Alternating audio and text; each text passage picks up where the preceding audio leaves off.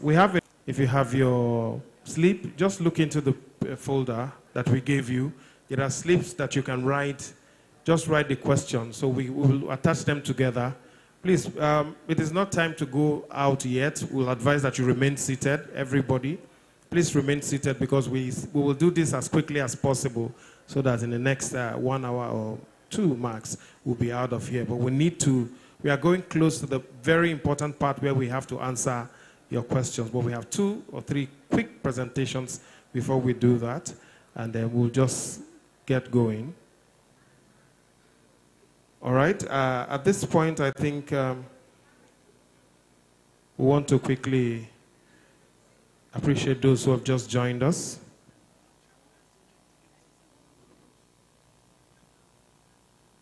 So please make sure that you pass the questions on. In a few minutes, we will take highlights of 2018 and our plans for 2019. Immediately after that, we'll take update on planned parastatals verification exercise, and then we'll talk about harmonization of pensions. Then we will go in for questions and answers. I want to assure you that we will do this as quickly as possible and share all that information with you. But before we get to the question and answer segment, please check your folders. We have questions. We have a slip for questions, and it's properly ruled out so that you can write your questions in them and pass to any of our staff that you see around. Please, just do that as quickly as possible. We'll collate and group them so that our directors in charge of each department will address those questions as they get to us. Well, while we were making that speech, a few people joined us.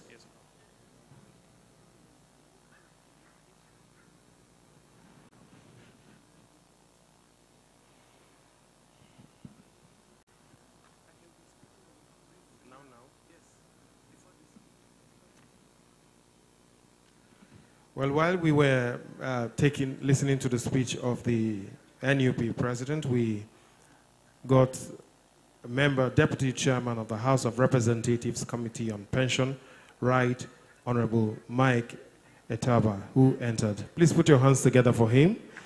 Thank you very much, Honorable. I'm sure, Honorable, you have a few words to tell us. Please, let's clap a little more for him as he comes to the podium to just say a few things for us. Very reassuring. Please, let's clap for him. This is the man who will be helping to make laws for us about pensions. Thank you very much, Honorable. Good morning to everyone.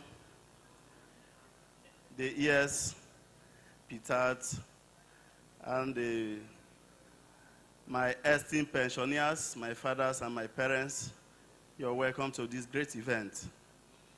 Well, I'm very sorry for coming late. As we all know, the National Assembly is on session, so I had to touch 1 or 2 things for me to be here this morning. Well, this yearly briefing about Ptad, I think has really helped us to know what is actually happening with the old defined benefits when it has to do with pensioners. You know, is a system that Barrister Sharon, in her own way, has been able to, put straight and very transparent system that Nigerians will understand and should understand. She has carried on the various verifications to make sure that the system becomes more inclusive for everybody to benefit and for everyone to participate. For us in the House of Representatives, being the deputy chairman and representing the chairman that is unavoidably absent because of a few things that are happening in this federal constituency, I think there is nothing that she has ever requested for the House Committee on Pensions in House of Representatives to do that we have not always complied with her, so long as it has to do with the Nigerian pensioners. So for us, as members representing the entire country, we stand by you to tell you that we are always available to take all complaints concerning pensioners, because we represent you people. In one way or the other, you've contributed to our lives for us to be what we are today. So there is nothing that will make us not to give you people the necessary support to make sure that Nigerian pensioners suffered for what they don't know. So it's very important also for the federal government to also pay attention to the 33% arrears, to make sure that, Nigerian pensioners get what they desire and what they earn. And also, to mention this, on the contributory pension aspect, the federal government needs to do its bit so that one side cannot be left alone for the other side to carry the weight. So it's very important we support the Ptad, agency to make sure that they succeed the way they have started. I think they are doing the rightful thing, and they are trying the possible best for us to make sure that we have a smooth drive of our pensioners. I want to thank you and welcome you once again for this wonderful stakeholders meeting, and I pray that you continue to give the Ptad the necessary support to make sure that they serve us better. God bless you, and thank you for coming. Thank you very much, Honorable. Please, let's clap for him. He is very key in the future, and he will help us a lot in the House of Reps. Please, while you are asking your questions, please, I just want to inform you that you need to look through your programs. We have about 7 pages dedicated to questions and answers in the program. So look through it so that you don't repeat a question that we have already answered for you. About 7 pages of all the questions that we have had over time. Those questions have been carefully answered in this program, and you have it. So when you are asking any question, please just look through so you don't repeat a question for which you already have an answer.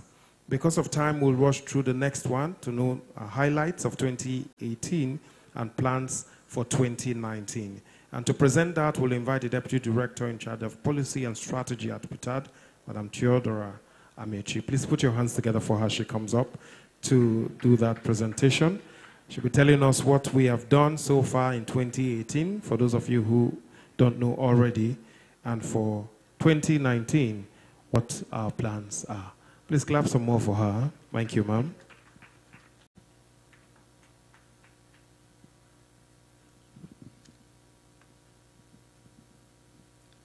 The Executive Secretary, ma'am, please permit me to stand on established protocol as I make this presentation. You're all welcome again.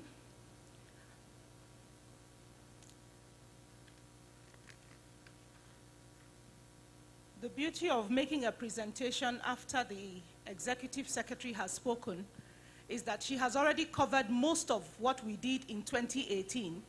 So I will go quickly into 2019. But before I do that, I just would like to mention that following the PENCOM exam,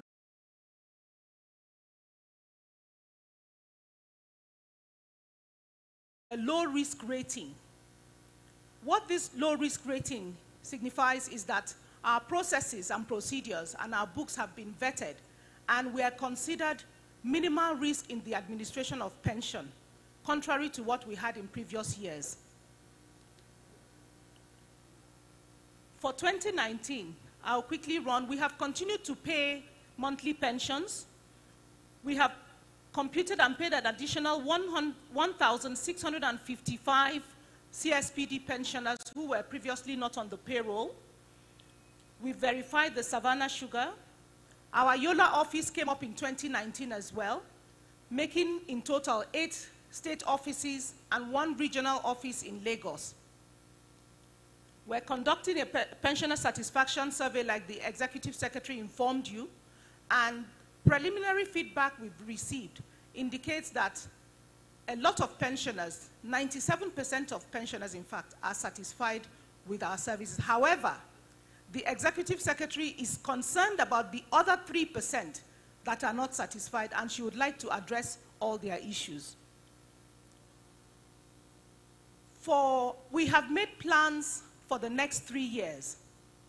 We had a strategy session at which we came up with 3 key focus areas that we intend to implement towards ensuring that we continue to provide quality services and manage your pensions properly.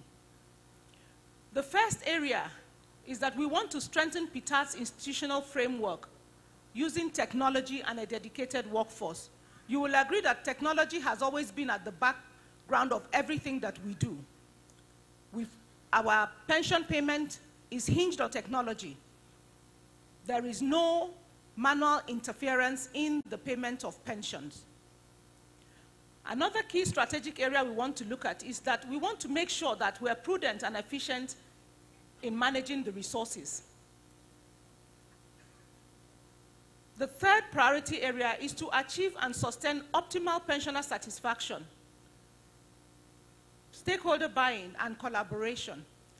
I will not bore you with all the detailed activities that we have under each of these key priority areas. I just put up 3 for each of them so that you will understand the kind of activities that we want to implement under each key priority area. For the first priority area, which is to strengthen our institutional framework, we're completing our digitization. We're making sure that all the records are in place, are digitized, so that pensioners will not need to come out again for another round of verification. If we have all your records, there's no need to bring you out again. So we're concluding our verification of agencies under the parastatal pension, and we're also digitizing all the inherited pensioner files, the physical records we inherited for the police pension and the customs, immigration, and prison pensions. We're providing training for our staff, because without training, they will not be competent to implement some of these things. And then we're concluding the relocation within the next 3 years. We're hoping that we would have been able to relocate our head office from where it is currently to a more conducive area for the pensioners. It will be more comfortable, and we'll have enough room to serve you. So this is the plan we have under strengthening Ptad as an institution. Under prudent and efficient financial resource management, the verification itself is a way of determining the kind of pensioners who should be on our book. So we're going to conclude the verification of the parastatal pensioners and ensure that all the records and all the computation we do is actually what is our obligation to pensioners, and that what we plan and present to government is accurate. Recovery of all pension assets with insurance companies. The Executive Secretary had mentioned that during her presentation. We're recovering pension assets that are trapped with the insurance companies and underwriters to enable us offset some of the obligations we have to you, because we can't have money trapped and then be going cap in hand to government to say, give us more money, when government has already previously released money to the insurance companies. We also intend to commence the I'm Alive project. What this means is that after we have verified all pensioners, like we have repeatedly said, and the ES has reiterated, we will not ask you to come out again for this kind of verification because we have all your records. What we will need you to do is to validate that you are alive. Because currently we're relying on the pension unions, we're relying on the banks, and we're relying on family members for information as to death notification. But when we put this kind of project in place, which we believe will take us before the end of 2021, we will be able to ask you to find a way, an electronic way of validating that you're still alive. Under the third strategic priority, we want to achieve and sustain optimal pensioner satisfaction, stakeholder buzz, fora. We would also, as we have been doing, engage regularly with the pension unions and other stakeholders. PENCOM, we have quarterly engagement with them. We're regularly engaging with the Federal Ministry of Finance, our supervising ministry, and other sister agencies to ensure that we continue to provide the much needed service to our pensioners. Then we also look at how to reduce the travel for our pensioners. We want to create more state offices so that you will not have to travel far to access our services. Presently, we have 8 state offices, and 1 regional office in Lagos. Between 2019 and 2021, we're hopeful that we would have increased the number of state offices that we have in all the 6 geopolitical zones across the country. We also, another issue that came up during Dr. Folayan's remark was the issue of the length of time it takes us to process complaints. We are not unaware of that. And part of our plan is to ensure that we reduce as much as possible the turnaround time for complaint resolution. Our ultimate aim by the end of, in the next 3 years, is to ensure that complaints are resolved within one payment cycle. That is the plan.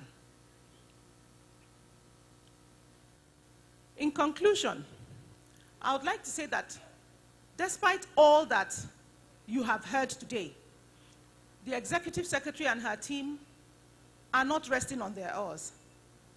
And they continue to partner with sister agencies, partner with government, the OAGF, the Federal Ministry of Finance, to ensure that we continue to deliver on the Directorate's mandate to pensioners under the Defined Benefit Scheme. Thank you very much.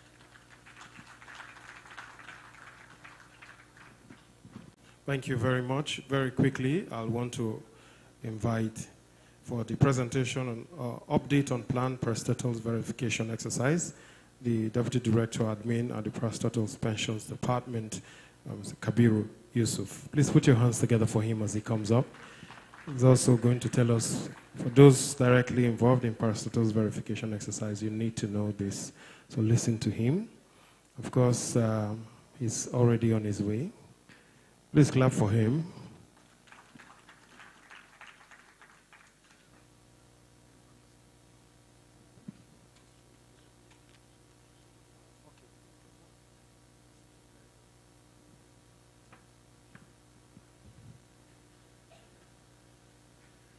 A very good morning to my fathers and mothers present at this occasion. I would like to rest on the existing protocol that has been established by Executive Secretary. I've been asked to take you through our plans for the verification of pensioners or parastatals, as well as what we are currently doing in Parastatal Pension Department to ensure that we can continuously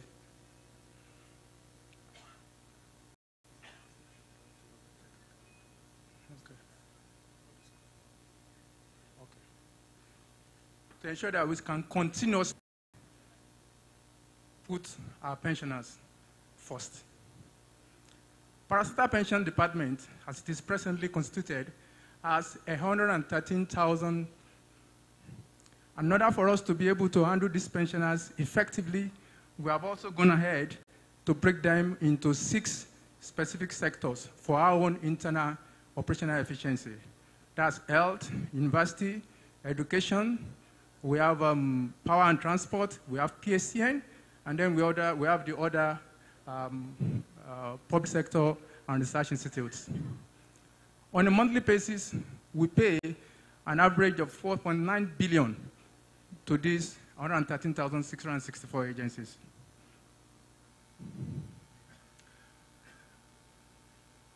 The Executive Secretary have talked about the plight of the defunct agency pensioners.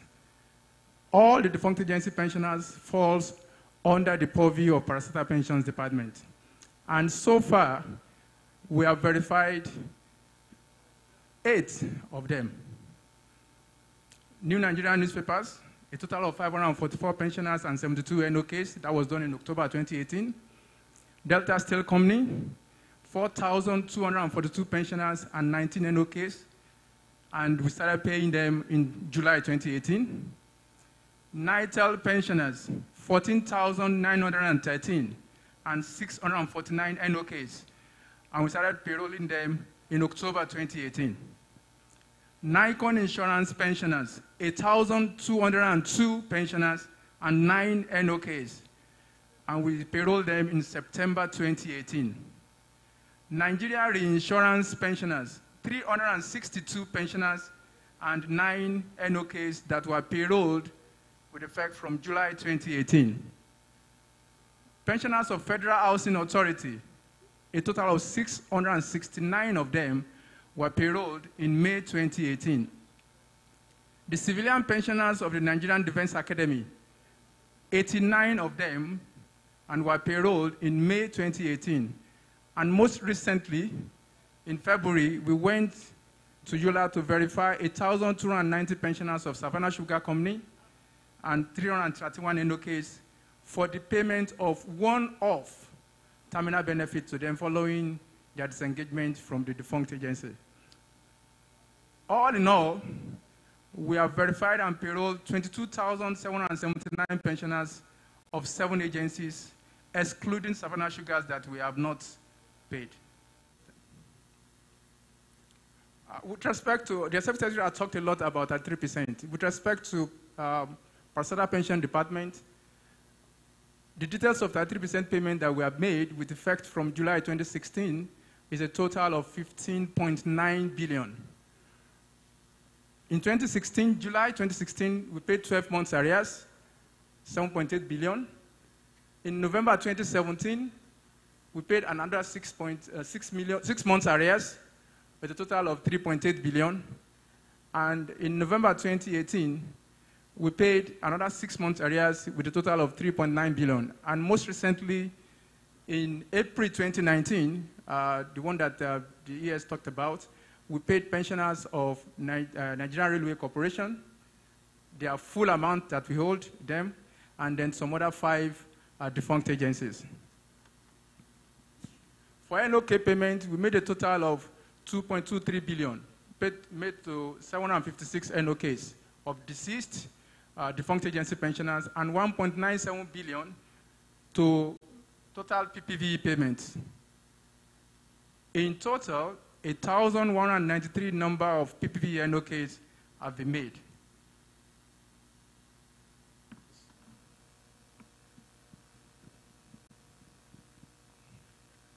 Some of the highlights of the achievement made by Ptad has talked about what the rot that we inherited before Ptad came up.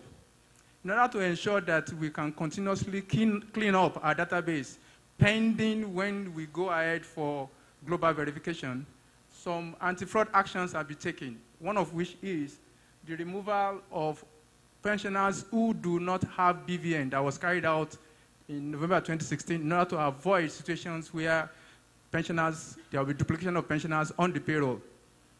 The second action was the one that was taken in October 2017, where pensioners and the unions were given unique identifiers under the GIFMIS in order to register them for both pension payment and check-off dues payment, and to reduce the incidence of ghost pensioners or double or wrong payments of pension.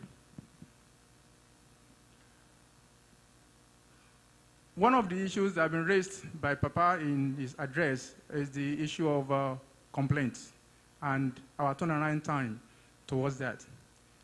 Some of the time we are challenged with dealing with complaints, and I want to highlight some of the causes of those challenges here.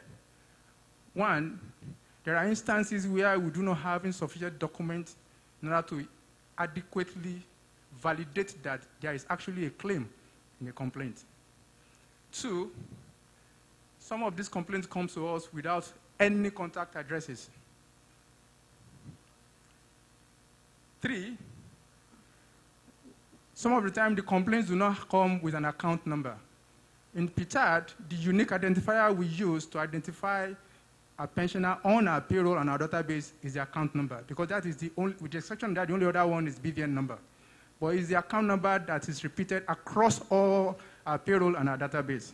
Without an account number, we face the risk of Kabiru Yusuf looking for all the Kabiru Yusuf in the account, which is my name, rather than just looking for the account number that relates to my single, unique Kabiru Yusuf. There are times when some of the letters that comes are issues of the personal career of the pensioner, not short payment, non-payment of gratuity, or non-payment of pension. We have instances where some of our senior citizens are complaining that I was supposed to be promoted from grade level 8 to grade level 13, and I was not promoted. Please, you need to put me on that grade level 13. Ptad cannot do anything about that. Some of the time, we may actually be working on a complaint, and then before we finish, we'll receive 2, 3, 4, 5 complaints of that same one. And some of this then makes us to dissipate resources across, while in the end, it's only we now get the unique identifier that we now know that we are dealing with one complaint spread across 5 different documents. We do have instances where agencies will write us that Mr. X is late. Please remove him from the payroll. And then Union will write us about a month or 2 months after, no, Mr. X is not late. Please restore him to the payroll. So because of instances like that, we have insisted that agencies, when they send us letters, they give us the account number, and if they can, give us the certificate of death. So where we have cases where there are conflicting information, we insist that we would like to see the pensioners. Some of the time, we ask the pensioners to go to our state office, and when we identify them, we then restore them back to the payroll. We would like to appeal to our senior citizens, sir. When you want to submit your complaint, write down your mobile number accurately. If possible, give it to our staff, let them call you and be sure that that mobile number is correct. Because there are instances when we receive the complaint, we need to get back to the pensioner. Rather than write surface letters that might take a longer time, we can call the pensioner. If the pensioner has a nephew that has an email, we can scan our letter that will still come later and scan our letters to that email, and the pensioner can then respond quickly, more quickly to resolutions of that complaint. There are instances where, in order to resolve our complaint, we need to get in touch with the agency where our senior citizen retire from. Because we don't control the response time of this agency, that also affects our ability to respond very quickly and reduce our turnaround time. Then there are some complaints that the only way this can be resolved is when we go for verification. We've had several complaints of harmonization, salary structure, compass, counties. The only way that can be resolved is when we go for verification, because we have designed our system such that as soon as we put you on our biometric enrollment system, it's automatically linked to the appropriate salary structure that is applicable to that pensioner at the time of his retirement. And that way, we will then compute the monthly pension accurately. So for cases of harmonization, we want to appeal to our senior citizens. Our plans for verification, I will talk about it here, and I can assure you that as soon as that verification is concluded, all such issues will be resolved. Then to further, because of the seriousness and the attention that the ES focuses on quick turnaround time for complaints, I want to take us through a little bit of the flow chart, particularly in our own department, for resolution of complaints. Complaints come from several sources. They go to our state offices, they go to our PSSD department in the head office, and sometimes they also write to the ES office. Wherever the complaint comes from, if it is for PAPD, it gets to us, and then we have officers that are responsible for each of those 6 sectors that I told you of. So those complaints are then farmed out to the head of each of those 6 sectors. When they do that, the admin officer reviews our various databases, whether it is the nominal roll that we received from the agencies at the time of handover, the payroll, the GIFMIS payment platform, if it is cases of non-payment of monthly pension, and then, where necessary, the file of the pensioner. And when that is reviewed and the complaint is validated as a valid complaint, then 2 things happen. 1, a variation is done to effect the correction or whatever it is to be done to accounts through a monthly variation report. When that variation report is done, accounts validate that, and then, of course, you get the payment on your, you get whatever is the arrears or what is missed in your bank account. And what we have also tried to do now is, in addition to making that payment, we also try to send a mail or an SMS to the pensioner. That's why we keep insisting that when the complaint comes, please put your mobile number. If you have an email address, please, we beg you, put your email address. If you don't have a personal email address, put the email address of the chairman or the secretary of your union. Because that way, it means that when you see any amount in your account, the email is what will explain in detail what we have done to arrive at the figure. A lot of the time, our senior citizens' expectations of what we are going to pay is higher than the reality. And when we now make what we are bounded by law to pay, the next thing is to get another round of complaints. Then I come to our plan for verification. Because Parastatal Pension Department has learned from the experiences of the 3 other departments, what I will call our seniors, who have done the verification earlier than us, we have reviewed the system and tried to make it better. We have proposed, a model that we call SAFE. Simplicity, accessibility, flexibility, and efficiency. What do we mean by that? What we have tried to do is, for those of our senior citizens that have participated in our verification before, you know that our form are usually front and back. Right now, it's only one-page form.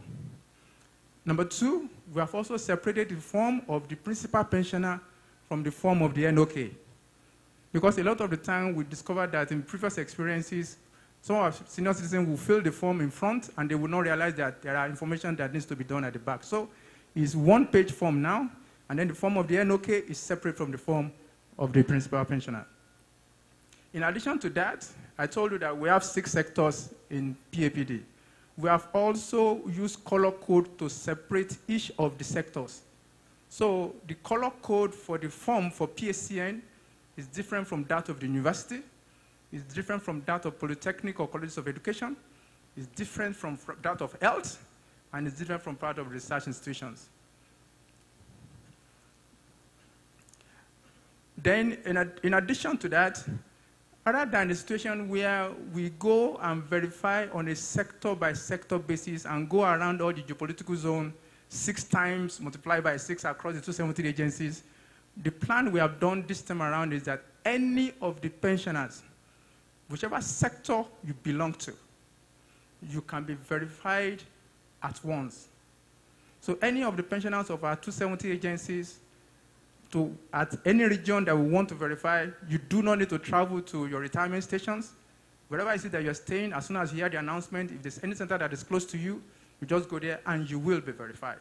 We have open, free accessibility to every pensioner across all the 270 agencies.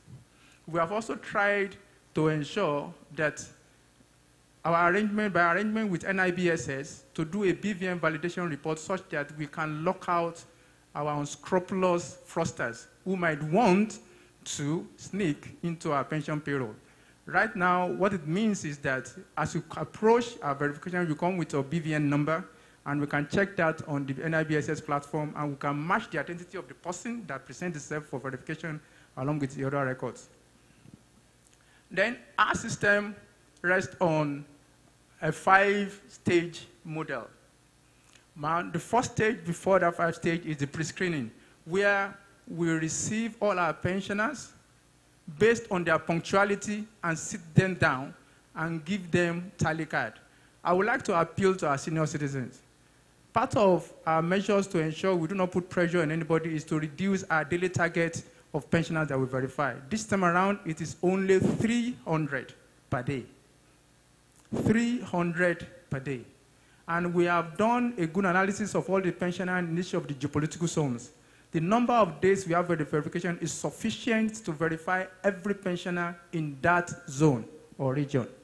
So as soon as they are seated based on their punctuality, we issue them card, and the moment we take in the 300 target for that day, we will respectfully give a paper card for the senior citizens to come back the next day for the next stage. When we sort out that pre-screening, the next stage is to now go to the document review. After we have given the sector forms to the pensioner based on the agency that the pensioners retire from. And then after that, we go into the stage 1, where all of the documents are reviewed, and then our staff will then put their details onto the biometric enrollment system. When that is concluded, then they move to the second stage, which is the finger capture, picture taking, and the document scanning. One of the improvements we've also made here is that other than capture all the 5 fingers of the right and 5 fingers of the left, we have revised the system to capture only the index finger, please let me, 1 and 1, or 1 and 1. This we believe will make the process very, very fast, unlike the experiences we've had before. Then stage 3 is where our staff will review all the documents, all the information on the database and ensure it is accurate and complete, and then issue the slip to the pensioner. As soon as our senior citizens get their slip, that is the end of the verification for them. They can then go. I want to appeal to our senior citizens to please, when you get your slip, please review the content very well to be sure it matches what you have completed. Because that slip becomes your document that will be used to interface with us after the verification, irrespective of whatever issues or complaints that you may have. That slip becomes what you use to respond to you at any time post-verification. Then what we have also done to improve our system is, in previous verification, usually when we finish the verification at stage 3, we carry all our bags and go back to the office. And then the process of computation and federal audit approval now starts going on. But the upgrade we have done is, in this system, is that the computation and the federal audit approval will take place on the field. What it means is that within a very short period, as short as a month, whatever is the accurate monthly pension that is calculated can reflect on the payroll immediately. Unlike situations in the past where we take much longer than necessary to get the effect of the verifications onto the payroll or put new pensioners who are verified onto the payroll. For the calculation of benefits, it's important that we all understand that the various variables that are relevant. 1 is the number of years of service. 2, the date of your retirement. 3, your grade and level, or grade level and step at retirement. 4, the salary structure that is applicable at the time of your retirement. And 5, the statutory pension increment by government, what we usually call harmonization. And for pension emoluments, it is also important to recognize the fact that under the defined benefit scheme, there are very clear emoluments that can be used for calculation of pension.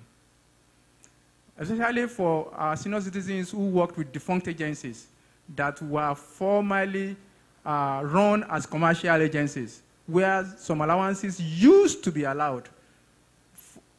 Right now that you have been transferred to the defined benefit scheme, it is only allowances that are approved by law that can be applied, and these are the allowances here. The annual basic salary, the annual rent allowance, the annual utility allowance, the annual transport allowance, the annual meal allowance, and then annual domestic allowance where applicable. And I would also like to make this clarification. There are instances where some of the defunct agencies, some salary increment were approved for them with a qualifier that this would not be funded from the Treasury. So in such instances, when you come to the defined benefit scheme, such salary structures are not applicable for calculation of pension. They are only applicable to agencies so long as it can generate the resources to be able to pay it. But now that those agencies have become defunct and they are now going to be funded by Treasury, it is only salary structures that are approved by government and funded from Treasury that can be applicable. We usually have instances of complaints based on this. Now this is the timetable or our plan for verification. In order to ensure that we can cover the whole of the 6 geopolitical zone and Lagos based on the distribution of pensioners and their population, we have separated Lagos as a distinct zone and now taking the other geopolitical zone separately. So we have Lagos, South-South, Southwest, North-Central, Northeast, northwest, and southeast. For Lagos, the exercise is going to be starting on 23rd of April 2019 and end on the 9th of May 2019 across 5 centers and takes 15 days.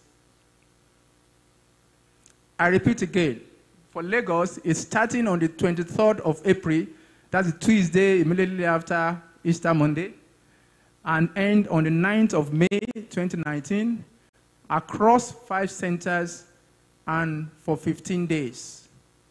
The locations in Lagos are Ikeja, K2, Akoka, Ebute Metta, and Lagos Island. We have already finalized our letters that is going to the unions that will have these details. And that letters will also go to the respective agencies so that they can help us to disseminate this information to our senior citizens. Not to waste time, okay, South-South is 4 centers. Benin, PH, and Uyo takes 12 days. Southwest is 4 centers. Ibadan, Oshogbo, and Abeokuta takes 14 days. North Central is 5 centers. In Ilorin, Jos, Minna, Lokoja, and Abuja, and takes 15 days. Northeast is 2 centers, Yola, Maiduguri, and takes 5 days. Northwest, 4 centers, Kaduna, Sokoto, Kano, and takes 13 days. Then Southeast, 3 centers, Owerri, Enugu, and takes 15 days. Like I said, the details and the documents required will be sent to the unions and the agencies. Then I come to the mandatory documents. Okay. I'll quickly run through the mandatory documents. The letter for the principal pensioner, the letter of first appointment, the letter of last promotion, the letter of retirement or disengagement. For severed pensioner, the severance letter issued by Bureau of Public Service Reforms, the BVN registration slip with picture signed and stamped by the bank, the original and stamped bank statement for only 1 month, please. 1 colored recent photograph, please. That is the picture of you as you look now. It's not the time you are getting this job. Then a valid means of identification, driving license, international passport, national ID card, or voter registration card, as applicable. Please, let me make this clear. Your documents are what we require to verify you. In instances where you present affidavit for us, we will stamp the slip we give to you with a stamp subject to further validation, verification incomplete. Why? Because we've had instances of even gazettes being edited, quote and unquote. Then for next of kin, in addition to the principal pensioner's document, we will need the death certificate from a government hospital or National Population Commission, letter of administration from the High Court. No other court is acceptable, please. Single or joint application by the NO case, marriage certificate in respect of spouses, duly signed and stamped number joint bank account statement, the BVN registration slip with clear picture for each of the NO case, colored recent passport photograph, and then valid means of identifications. Thank you very much, sir.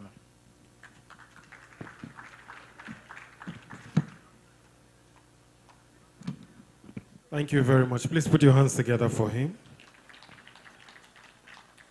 Please, all the requirements, there's a slip, there's a page like this inside your folder.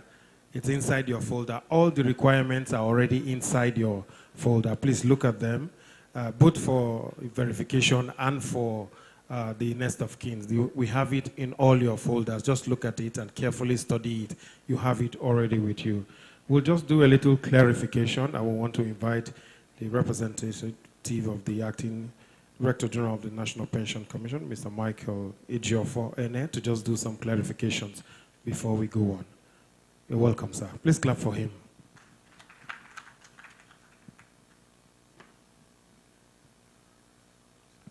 Thank you very much. I still stand on the already existing protocol. Actually, I came to make this clarification because I feel our senior citizens may have a little misconception about the activities of the National Pensions Commission. First of all, may I establish that the scheme, contributory pension scheme, was established to protect the employees. Everything about the scheme revolves around the employees. So, in respect to the way we handle our retirees, that is those who transited from the defined benefit scheme to the contributory pension scheme. Let me make a little clarification here. Actually, before the transition, the federal government was having a liability of 1.8, call it 2 trillion, which could not be defrayed immediately. So based on this, the retirement savings account at the point where you retire consists of 3 components: the accrued rights, the contributions you made, and then the return on investment, that is the profits. And part of the policy is that the scheme is fully funded, meaning that at the point where you retire, all these components must be complete.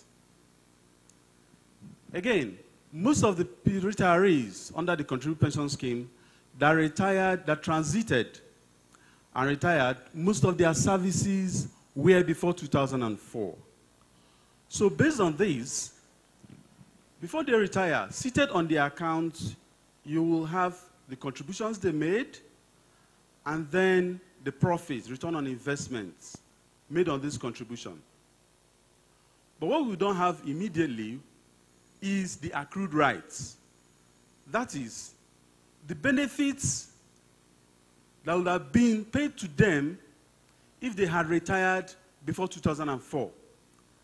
This is the debt the federal government owes to them. But like I had said initially, the money was so much, almost 2 trillion. The federal government could not afford it immediately. So what we do is that PENCOM organizes a retiree forum. Before, if people are going to retire like the next year, this year PENCOM will organize a verification exercise to find out the actual number of people that will be retiring. And then they will now inform the government so that it will recognize in the budget. This is for the purpose of paying the accrued rights. So when they retire, most times we have gaps on these accrued rights. So PENCOM consistently go to the federal government to beg for them to fund these accrued rights. So it's as they fund these accrued rights, then the RSA balance would have been complete enough to pay the retirees. So this is a challenge. So each year, the National Pension Commission persistently go to the federal government for them to fund these accrued rights. So until it's funded, to make it big enough, because like I said, most of these retirees who crossed over, most of the years they served were before 2004. So whatever was accrued or whatever was contributed may not be enough. Remember that the focal point of the contributory pension scheme is to eliminate old age poverty. So at the time of this retirement, we must have had enough for you to be paid your lump sum and then your monthly withdrawal. And for this RSA balance to be complete, that accrued right, which we have to go to the federal government to beg for, which is a debt the federal government is owing to those who retired and who served under them before 2004, we must have to go to federal government to beg for it to be paid or funded, and once it's funded, then we can pay them. That is where we have the challenge. And that's where there looks as if there is a delay. But lovely enough, when the micro-pension was launched, Mr. President promised to defray all those. So it's very, very commendable.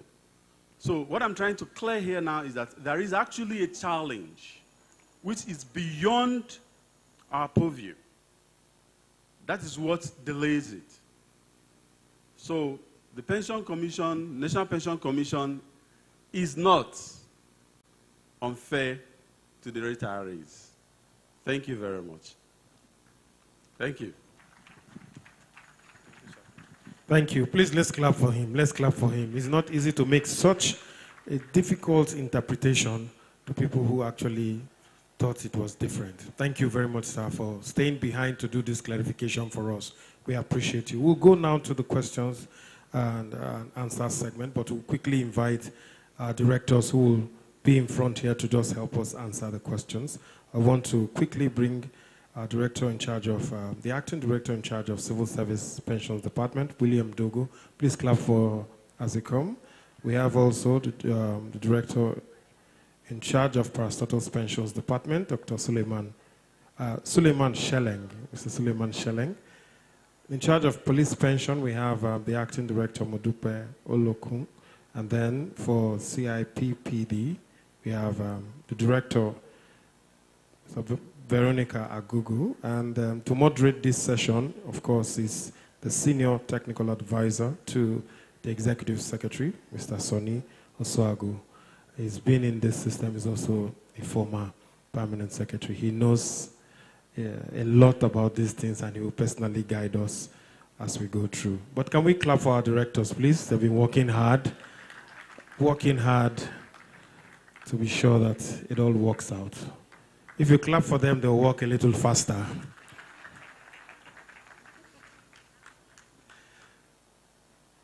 Thank you, sir. Thank you. Thank you, Master of Ceremony.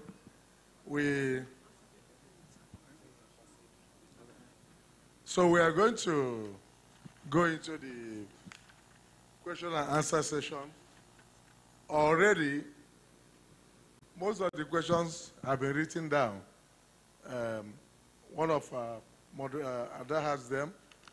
And the questions we have seen range from short payment of harmonization, downsize, immigration pensioners on 33%, check-off dues, days of verification which have been dealt with, minimum wage, inquiries and complaints about banks and so on, arrears, disengaged pensioners, arrears, payment of a note, non-enrollment of Series 1X 13, page 10 file of that file in head of service, dated 13th January 1997.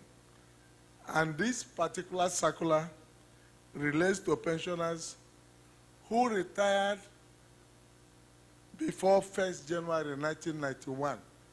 That is, those pensioners who were on payroll, on pension payroll, on or before 31/12/1990. These are the pensioners that the word harmonization applies to. Only this group. And that circular was only issued once. It was that circular. It was never repeated. And the beginning of that circular, the first paragraph of that circular reads, that circular is harmonization of pensions. It says, the head of state and commander-in-chief of the armed forces of the Federal Republic of Nigeria has only, in line with pensions of officers who retired thereafter, which was based on salaries and certain approved allowances. So it meant that circular, and there was no other circular issued on harmonization thereafter. Ptad has implemented all the increases in pension rates, and there have been 6 of them since 1999. The 150%, the 30%, and the 142%. 6%, 150% in 1999, 6%, 15%, and the present 33%, which they have just cleared in all the departments except parastatal pension scheme that are waiting their verification.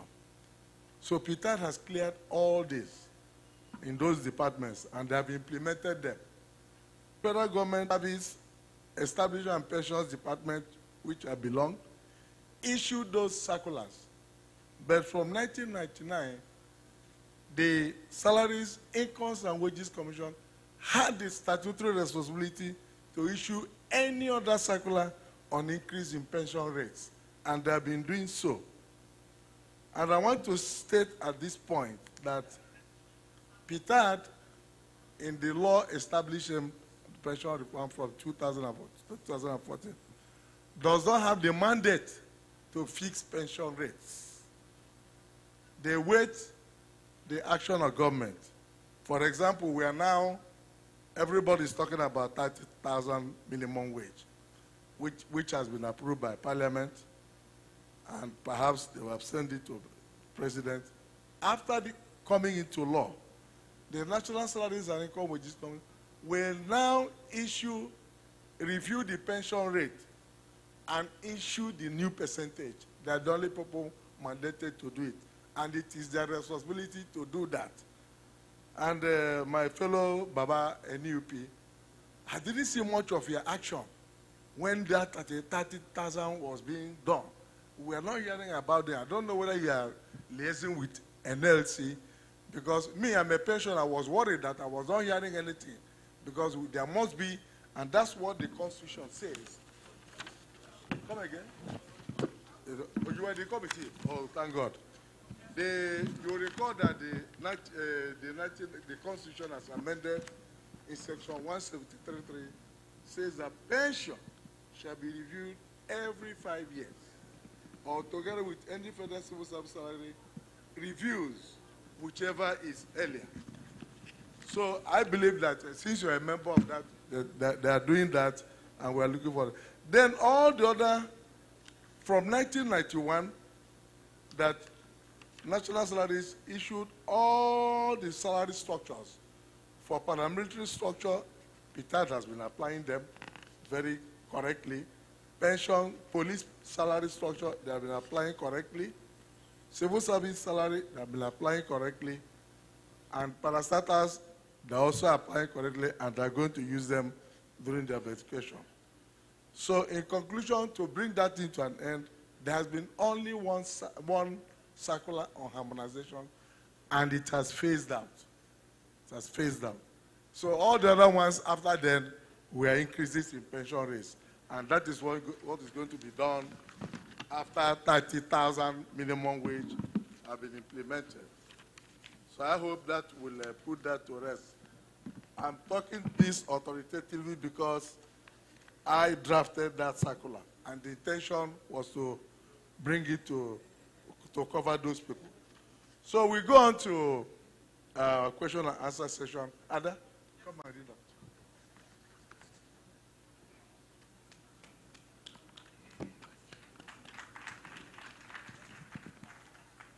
Thank you, sir. Great pensioners, good afternoon again. Thank you so much for all the questions that you have sent in. As Mr. Oswago had mentioned, please, that list. Yes. We had received all the questions, and we sorted them out according to the categories of what was being asked.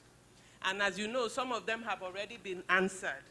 For example, the verification dates, harmonization has also been discussed here. We also have the issue of 33% balance arrears, for FHA, Railway, and FCT Area Council. Issue of minimum wage, Mr. Oswagu has also taken care of that. Disengaged pensioners from UATH, that's the issue of disengaged pensioners. Then those that have not been enrolled into the pensions at all, NMC JOS, FHA, and then conversion of pensioners who are from HITIS to CONTIS. So these are the general questions that we received. So, sir, I don't know if we can start off with the 33% balance payment.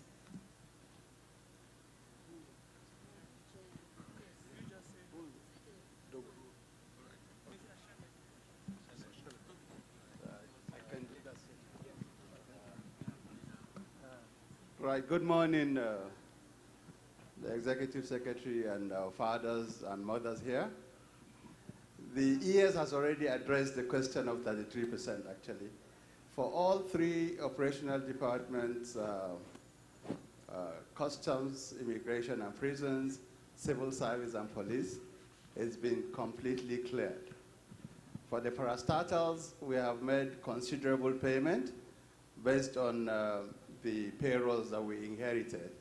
And the Executive Secretary just mentioned that immediately we finish the forthcoming verification exercise, a detailed program of which has been presented by my colleague, Mr. Kabiru Yusuf, then we can now go on and then begin to pay the outstanding 33% for the parastatals department. Keep in mind that the verification starts in less than 2 weeks. So we're really, really on our way. Thank you. The next issue, sir, is the issue of downsized immigration.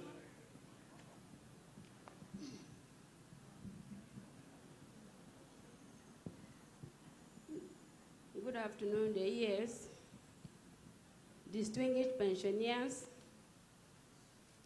and our directors here present. Let me stand up and talk properly about this issue of downsized immigration pensioners. In most of the stakeholders meeting, we have been addressing this issue of downsized immigration pensioners.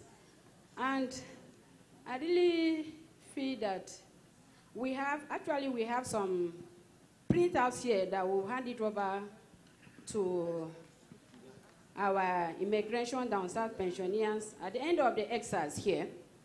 You remember very well, I want you to recall very well that in 2006, immigration were the first people that downsized their pensioners, which qualifies them to be on HAPS. Listen, then the custom and prison downsized their pensioners 2007, which qualifies them to be on. But the immigration people look at it as their colleagues are receiving their place on compass. Why are they on HAPS? So there was a lot of argument that the immigration downsized pensioners should also be placed on compass. The Civil Defense Immigration Pension Board, after reaching that, and it was stated in their letters of retirement. So I don't know why each time we have stakeholders meeting, this issue of downsized immigration pensioners keep on coming up. We have decided that we give you printouts so that we recall you on what you know, that we inherited this payslip from SIPO. And we have minutes. I went through all the minutes of the decision that was taken by them and the circular that communicated to all the downsized immigration pensioners that reached this agreement. So please, I want you to recall what happened before. You know what happened before you and government is there. It's stated there. It's on record, and that is why we are working on it. Please, and if you know that, and even after they downsize them, they will pay their gratuity, and that qualifies them to be placed on monthly payroll. If you claim that you were not paid or you are not placed on payroll, then you come to us. Then we look into the matter. But please, that was what we have inherited from SIPO. Thank you. Thank you. Okay, so another issue that was raised a lot is the issue of short payments, arrears, non-enrollment. So I don't know if we can discuss how the verification exercise for PAPD will solve these issues for those under parastatals pensions. Okay, thank you for this opportunity. We've taken considerable time to develop the framework for what I can call the mother of all verifications. Because up till now, in PAPD, we're making monthly payment on inherited payrolls. And every day, including yesterday, we got a report from one of the banks, I think it was First Bank, that a certain deceased pensioner who was on the payroll was collecting his pension even before Ptad took over payment of pension. So as a matter of fact, there were dead pensioners in the payroll that we were given at the beginning of, I think, August 2015. So, and then the salary structures were also not reliable. So what we have done is we've gotten salary structures, the correct salary structures, for all the 270 agencies.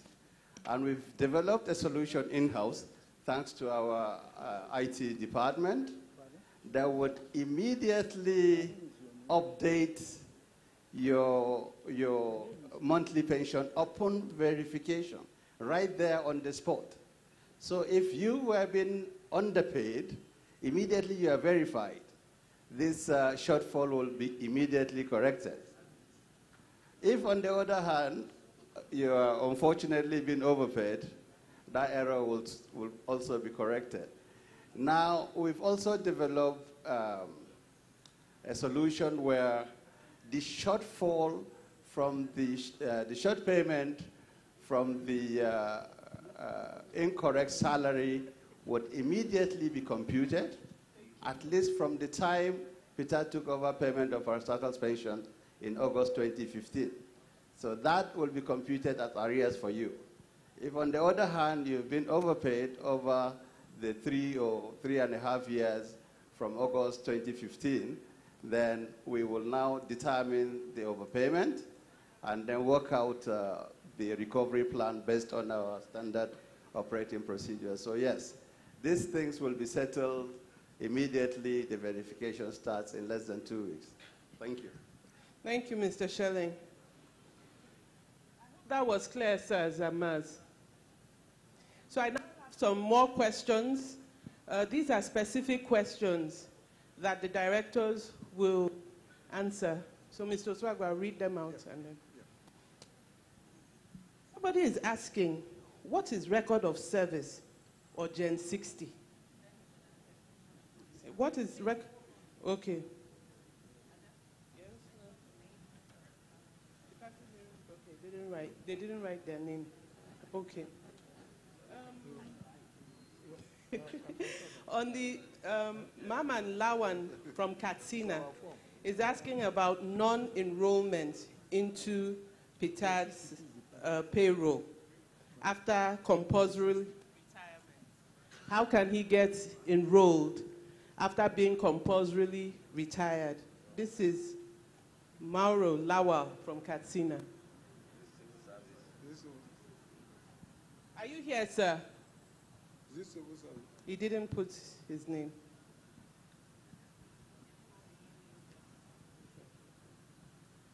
What is the position of Ptad as regards Nigerian health insurance scheme for pensioners?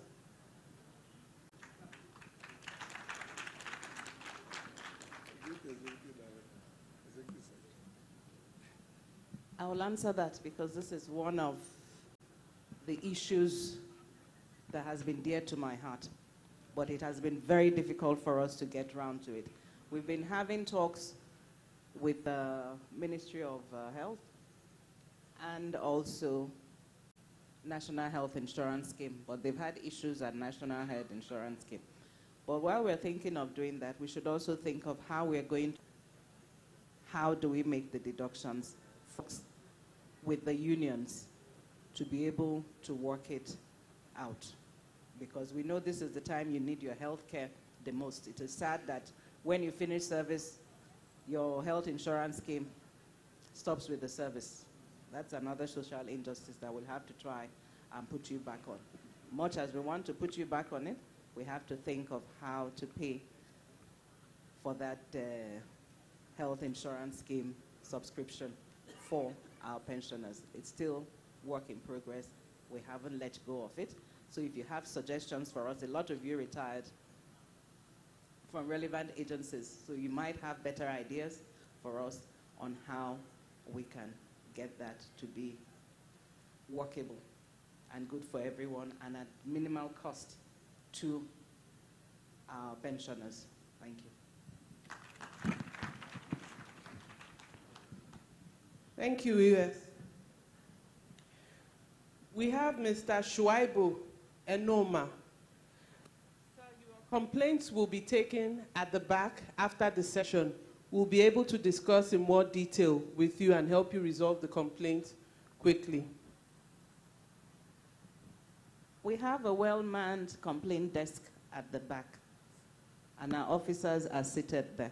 So anyone who has a pending complaint can please go to the back and present it now and try and get it solved. And I also want to ask, is there an NOK present who has not been able to claim the death benefit of their loved one? Is there any NOK present here?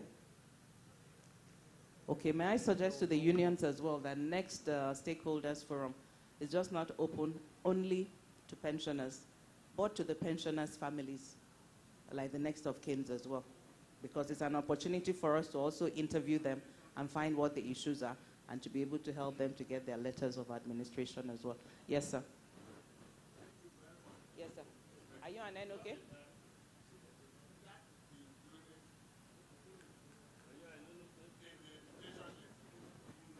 Yes, we'll include that in the invitation letter. Ada, yeah, it's noted. Thank you.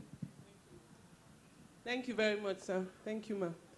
Why is Ptad creating a dichotomy between civil service pensioners and parastatals pensioners, especially in the case of after verification and the payment of 33% arrears?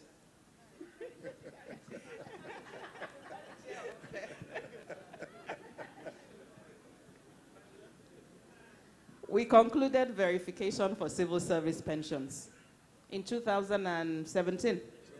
Am I correct? Yes, because when I came in 2016, that was where we first started. So we are sure and clear of government's liabilities and who is a true pensioner. Remember, we took off about 19,000 ghost pensioners from civil service pension payroll because of no BVN from our verification. So we could comfortably clear their 33% arrears. I know where the question is going because I've had calls. Why did you pay civil service pensioners and left us out? Are we wicked? Pensioners are pensioners, irrespective of whether they're military or civilian, whether parastatals or civil service. And they're questioning Ptad, why are you paying civil service pensioners and you are not paying us? I have made it clear we have cleared the verification for civil service pensioners, so we are sure of our liabilities. So we can comfortably clear that 33% arrears. We are doing it systematically. SIPO, we cleared with inherited legacy funds. Remember, so it's zero balance for 33%. Police pensions, they are security service, so they ought to get priority. And I made it a priority to clear police pension 33%. And we did that December last year or November last year. And we cleared it, zero balance. We now looked at the funds available to us and those that we have verified and clean database, and we paid the civil service pension department their 6 months, which was that 2.6 billion you would have read in the papers. And this payment was made from recovered funds that we've recovered from pension underwriters. We just don't keep that money. We reapply it back to offset government's liabilities. Once we are done with parastatal's verifications, parastatal's pension department, Mr. Shelleng, your payroll is 4.5 billion monthly? Or has it gone? Hear him now. 4.9 billion naira, not million. 4.5 billion naira is what we pay every 4.9 billion naira is what we pay every month in parastatal's pension department. By the time we're done with the verification, we will make a sizable savings for government. That will considerably drop, because I bet you majority and no more, a lot illegally enrolled on it, because we are going to be very thorough with that verification. Once we are done, we will start clearing the 33% arrears. You know it varies for different agencies, from 12 months to 24 months. Nigerian Railways was 6 months. Mr. Shelleng, I'm correct.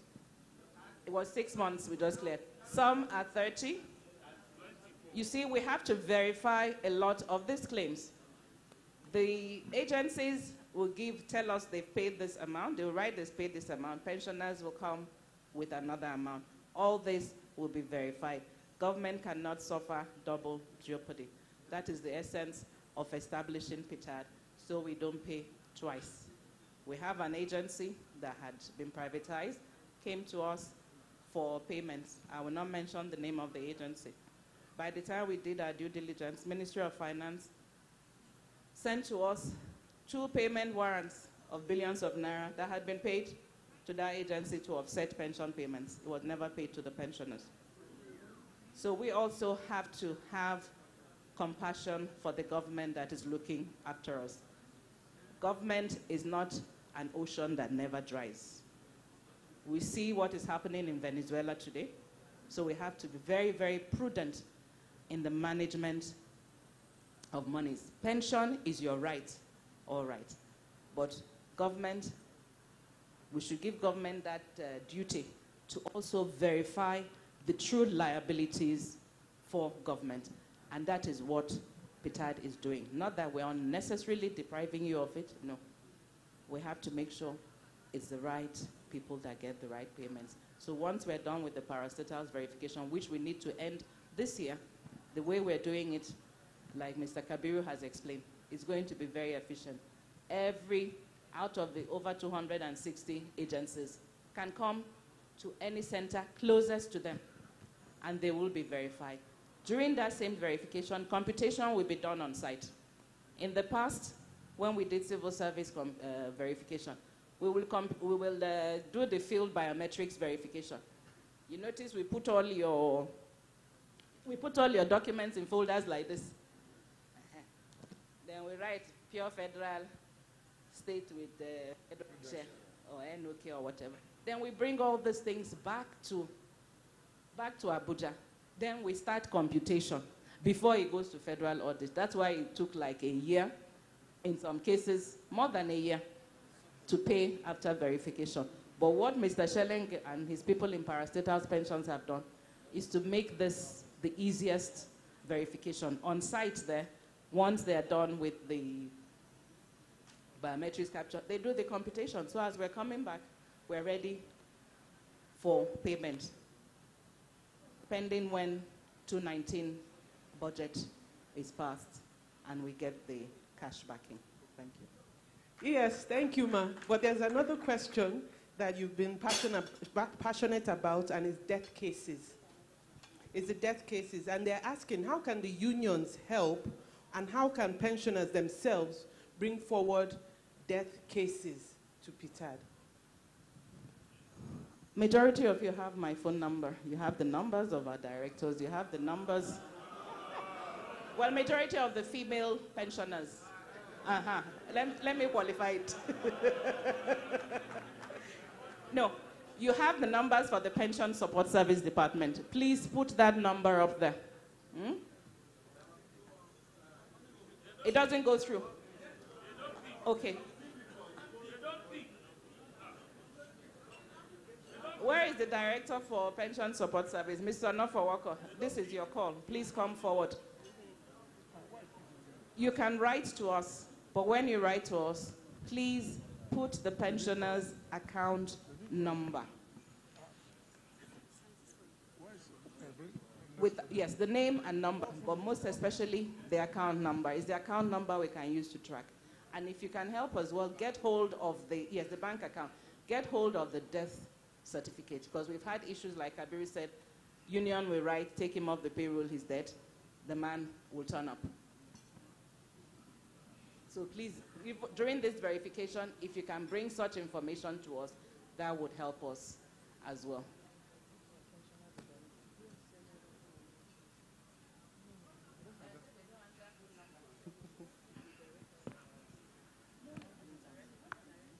We'll put up the number for our contact center, but please, if you also look at the program that we gave you, on the back side of the page, there are two numbers.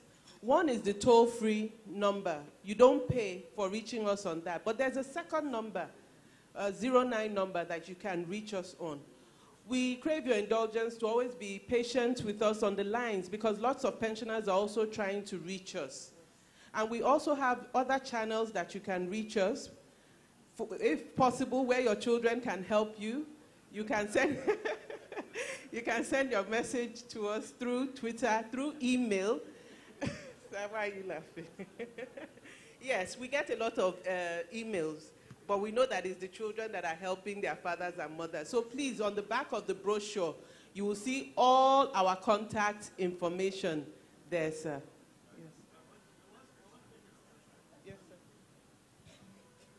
Good afternoon. I want to make a suggestion, for Ptad, that with the time, of now, which is quite easy to communicate through WhatsApp or through, email.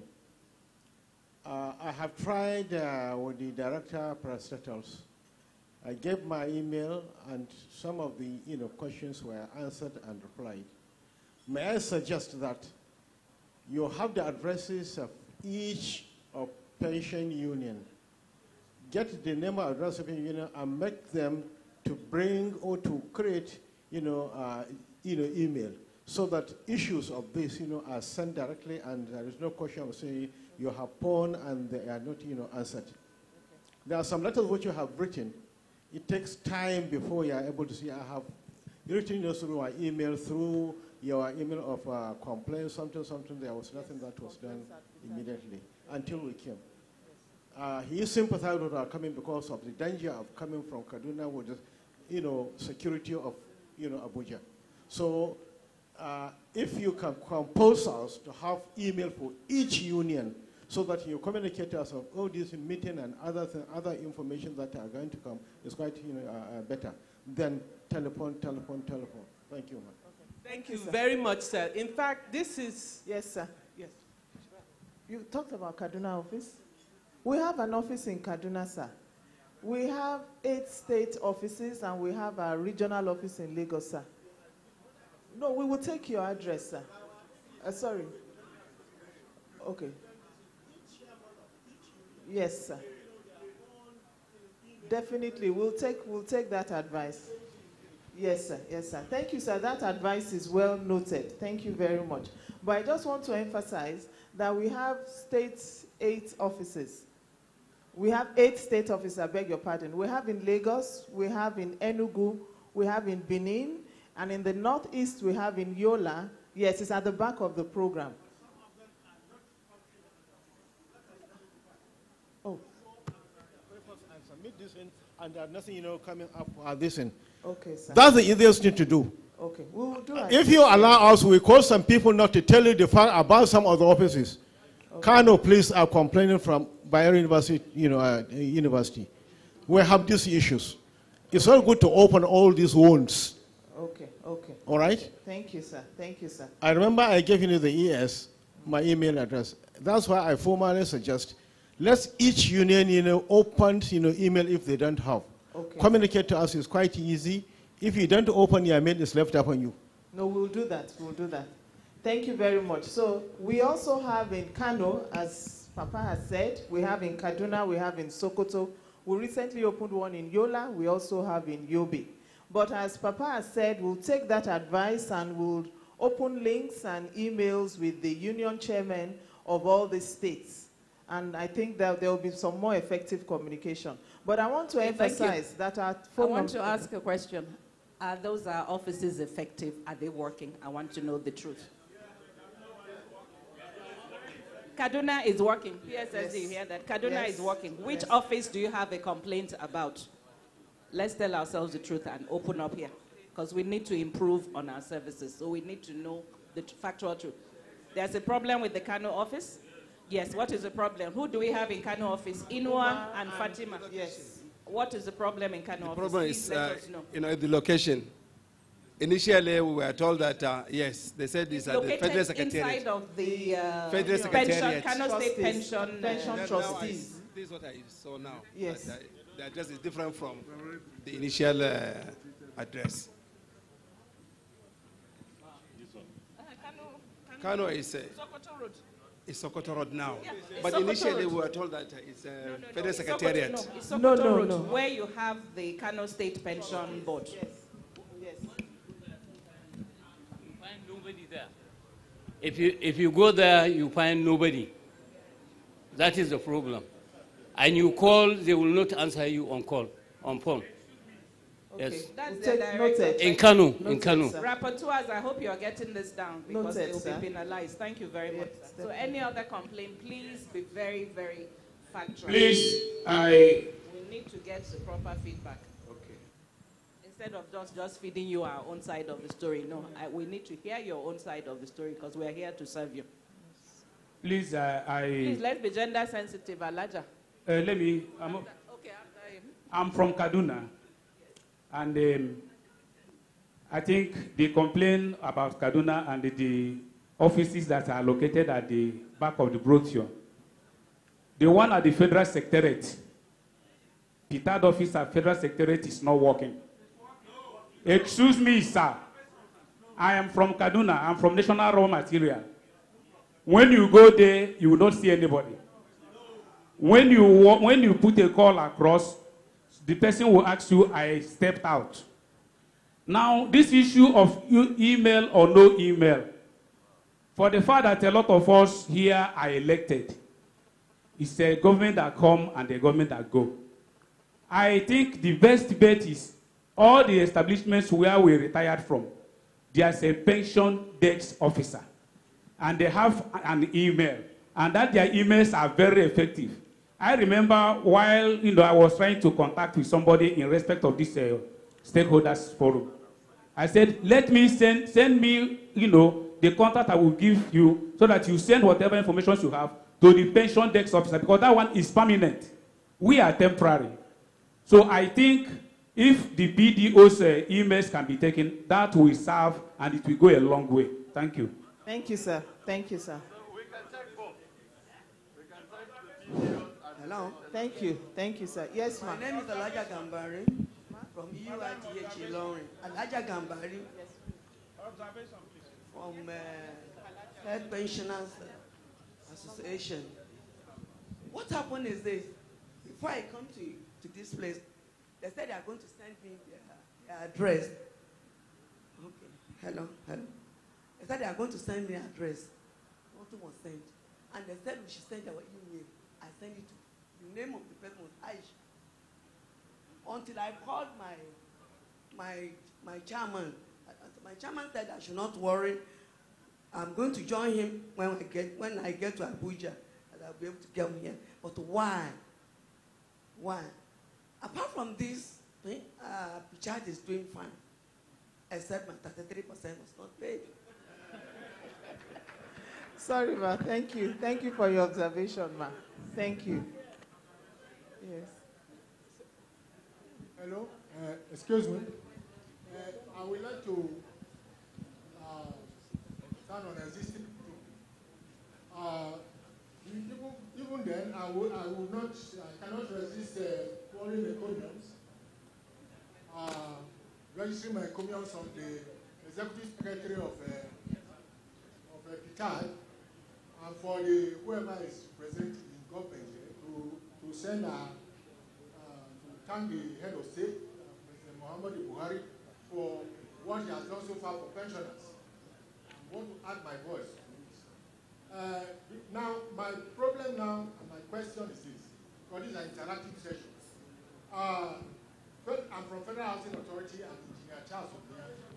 In 2017, we did our verification. After the verification, our members, selected as a member of the union of the Federal Housing Authority Pensioners Union. I'm an executive sub member there. They started clamoring for the 33.3%. When they were clamoring for it, the sense of them was that it has not been in the budget, so they may not pay. Eventually, they put it in the budget, and they went to Accountant General's office. I'm not as far as I'm aware, and it passed through the National Assembly, and it was approved. But up till now, we have always been promised. We have been promised on more than 3 occasions that this money will be paid, maybe next month, maybe the next salary, maybe the next salary. The last one we are hiring is that by next month we will pay our 33.3%. Our members are now getting frustrated and disadvantaged, especially those who are unprepared, because they had high hopes that this money will be paid.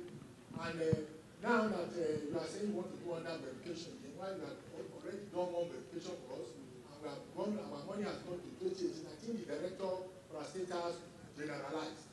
It should be specific on Federal Housing Authority, because our programs are specific. We have been waiting for the payment, and I want to hear him respond precisely to when we will get this money. With due respect, thank you very much. Please, on Ptad, Cardinal office. Yes, I'm already there, sir. Don't listen with me. We have moved on from Cardinal office. Oh, okay. FHA. So as a matter of fact, when we took over the payment of FHA pensions, I think there was a gap of 5 months between when FHA stopped paying the pensioners and when Peter took over. So end of last year, we paid the 5 months. And the computation of their pension includes, what we're paying them presently includes all the pension increments. Because what we did was we did not rely on the numbers the FHA gave to us. We took the salary structure and all the information, and then we computed the benefits of each individual pensioner. Now, FHA is entirely different because we did not inherit any 33% arrears of pension. As a matter of fact, it was much later that FHA wrote to us to say that FHA hadn't implemented 2 previous pension increments, comprising 6% and 15%, and then the current 33%. At the time we took over, we were not aware of that. So when they brought that to us, we said, okay, we will look at the complaint, because it's entirely different from the 33% arrears that was inherited in the case of other parastatals. And let me just, the verification we spoke about does not include FHA. FHA is already been verified, it's been paid the proper pension.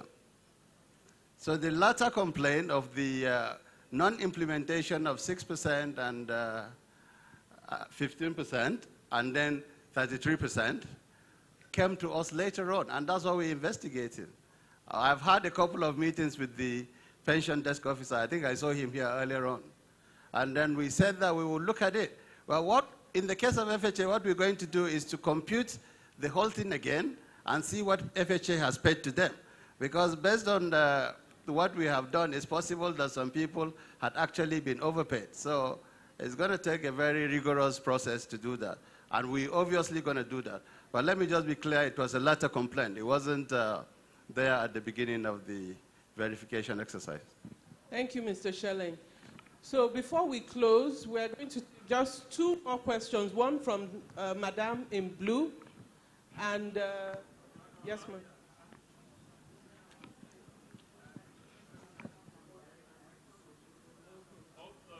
So, yes, sir. Let me say what I want to say that maybe will help the observation, sir. So the ES has advised that after this session, we'll have breakaway meetings with the directors so that if there are other questions or things we don't understand, we can take it with them one-on-one. So is that okay? I thought so. So, Ma, after you, Ma, then, sir, with the cap. Please, if we've already answered the question, let's just leave it so that we can close. Yes, Ma, please go ahead. Good afternoon. Yes, Ptad, and I stand on all protocols already established. I'm from NITEL, MTEL. I'm highly honored and pleased to deliver the goodwill message on behalf of NITEL, MTEL pensioners. Members of NITEL, MTEL pensioners would like to place on record. Ma, I thought you were asking a question, Ma. We will take the submission of your message, Ma. The challenges we have. No, Ma, we'll take it. Then we'll have the breakaway session so that you can raise those issues.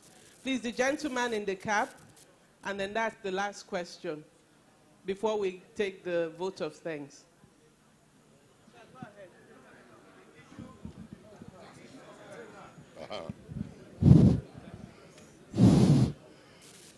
Thank you. I am Comrade I.G. Zoma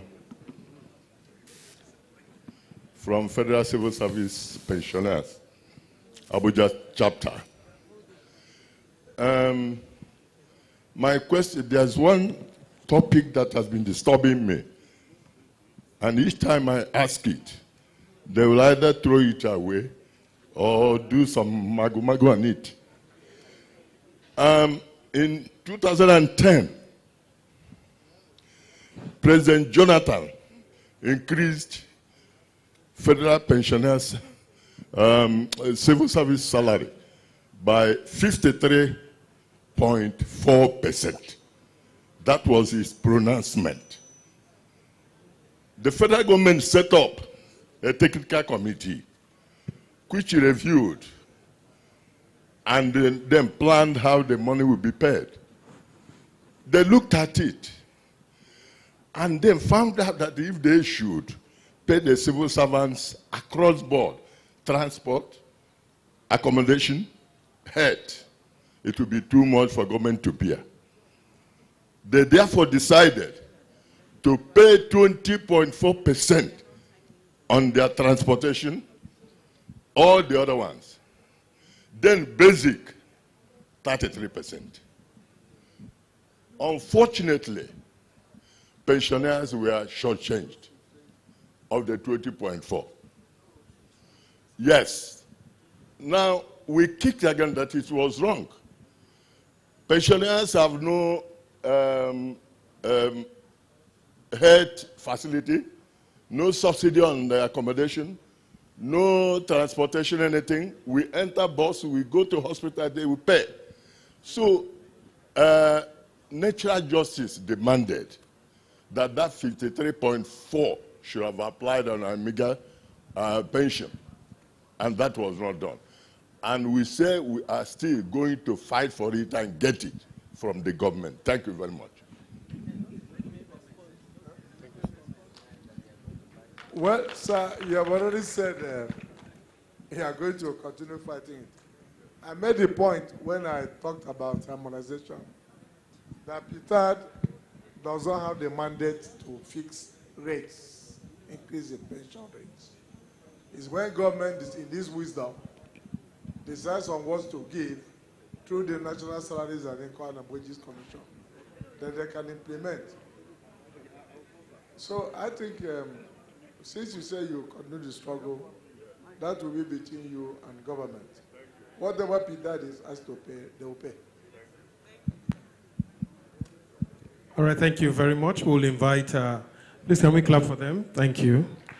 We'll invite for the vote of thanks Dr. Dauda T. Gawon, retired from the Federal Ministry of Environment, to help us with the vote of thanks. Please put your hands together for him.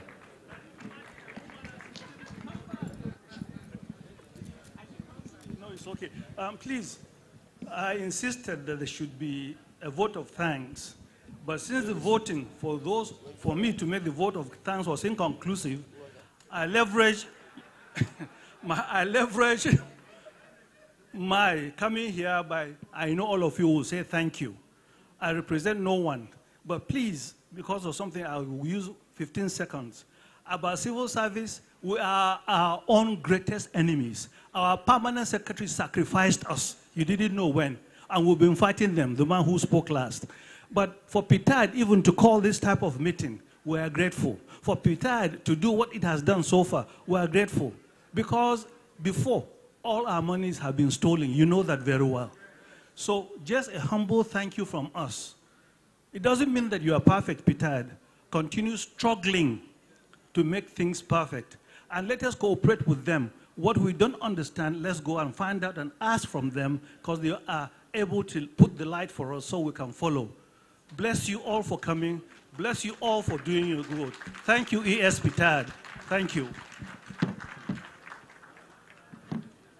Thank you very much. I think this is the end. We will remember that our directors will be available to talk to you one-on-one. But since we started officially, we'll also want to close officially. So we'll be on our feet once again as we honor Nigeria by taking the national anthem.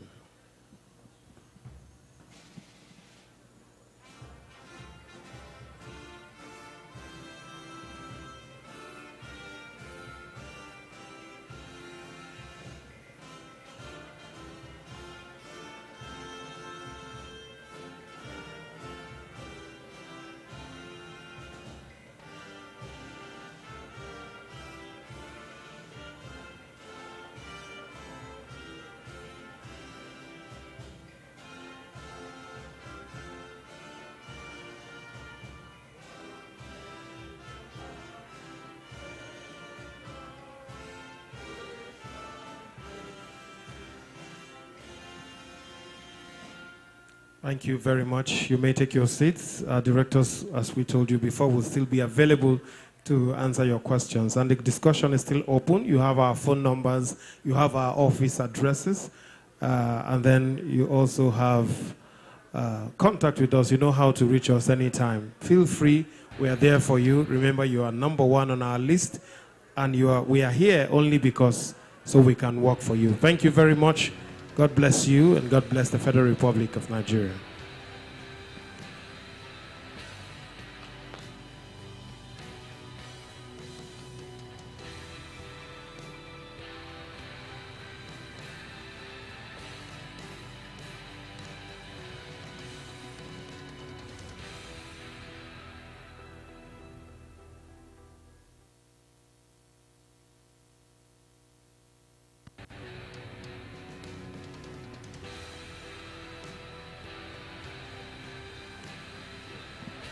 Please, this is an announcement. All unions of parastatals, please, we have letters for you. You need to wait, go to our registration point at the back to collect the letters. All unions of parastatals. All pensioners, please, can we come to the front and take a picture with Madam ES? Please, let's come to the front and take pictures with Madam. Please, let's come. If you want to be part of the picture, it's important to show them that you came to Abuja. Let's just come and do a group picture in front here. Group picture. I'll advise that you carry your bags. Don't leave your phones.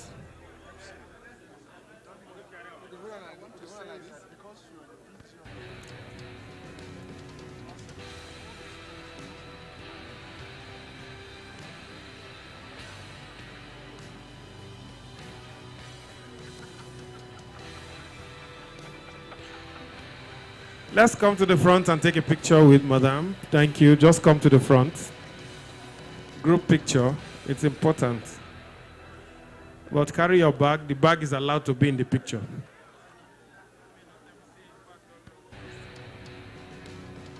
Please, I don't want to announce any missing bag.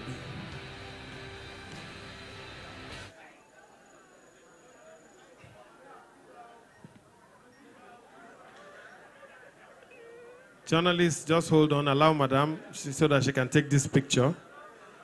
Some of you can climb to the stage. There's space there.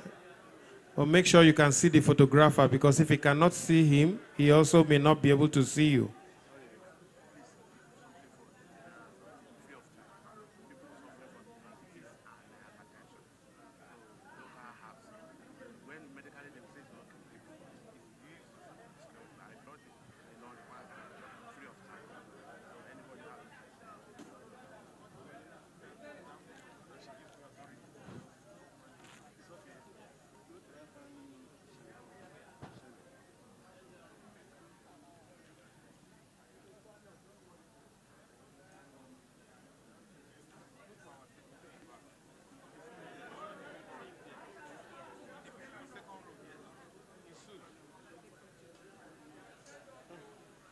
Thank you very much. We appreciate you. For those who are traveling back, safe journey.